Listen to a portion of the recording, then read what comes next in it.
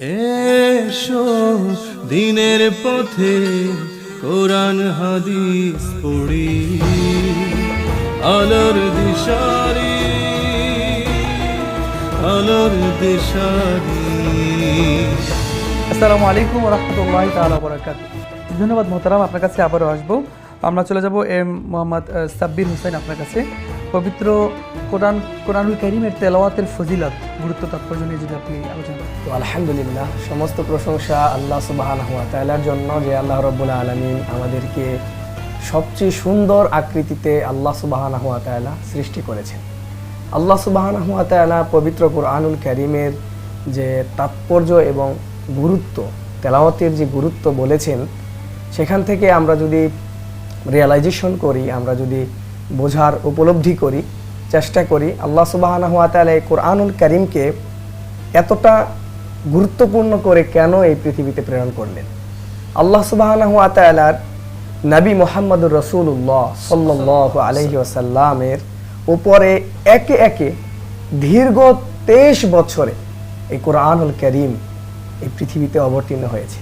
এই কোরআনুল কারীমের জন্য অনেক বাধার সম্মুখীন হতে হয়েছে আমাদের নবী মুহাম্মদুর রাসূলুল্লাহ সাল্লাল্লাহু আলাইহি ওয়াসাল্লামের।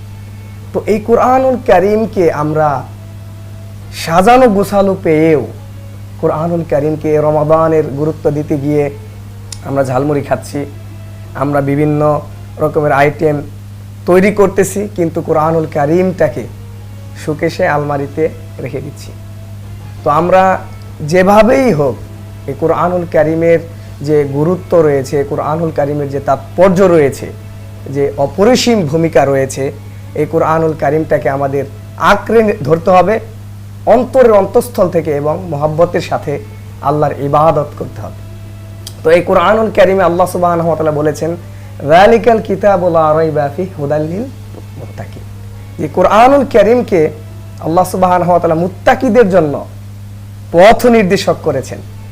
আল্লাহ রাব্বুল আলামিন এই কোরআনুল কারীমের দিকে যারাই আসবে, যে বা যারা আসুক, ইহুদি, খ্রিস্টান, নাসারা, বৌদ্ধ, তারাও যদি কোরআনুল কারীমের কাছে এসে তারা পড়ার চেষ্টা করে, উপলব্ধি করার চেষ্টা করে, আল্লাহর ইবাদত করার চেষ্টা করে, কোরআনুল কারীমকে অধ্যয়ন করে, হৃদয়ঙ্গম করে, হৃদয় দিয়ে উপলব্ধি করে, তাহলে দেখবেন এই কোরআনুল কারীম তাকে আলোর একটা দিশা দেখাবে। তো এজন্য আল্লাহ সুবহানাহু ওয়া তাআলার প্রতি আমাদের শুকরিয়া আদায় করতে হবে। খালি শুকরিয়া আদায় করতে হবে রমাদানে এসে। রমাদানকে যদি আমরা কাজে লাগাতে চাই, তাহলে কোরআন তেলাওয়াতের গুরুত্বপূর্ণ বিষয় কোরআন তেলাওয়াতটা করা। কোরআন তেলাওয়াতের ভূমিকা অনেক রয়েছে রমাদানকে যদি আমরা কাজে লাগাতে চাই। আর আল্লাহ সুবহানাহু ওয়া তাআলার ইবাদত করার ক্ষেত্রে এই তেলাওয়াতটা আল্লাহর কাছে অনেক পছন্দনীয় হয়। রোজা রেখে যদি কেউ তেলাওয়াত করে, কোরআনুল কারীম তেলাওয়াত করে, এটার চেয়ে মনে হয় না আমার যে আর বড় কোনো ইবাদত হতে পারে। আর এখানে আমাদের বিরতির সময় হয়েছে, আপনার কাছে আবারও আসবো। প্রিয় দর্শক, আপনারা দেখছেন আল ওয়াফা ইসলামী ব্যাংক পিএলসি নিবেদিত আলোর দিশারি। আমরা ফিরবো ছোট্ট একটি বিরতির পরে, সে পর্যন্ত আমাদের সঙ্গেই থাকুন। আলোর দিশারি আলোর দিশারি।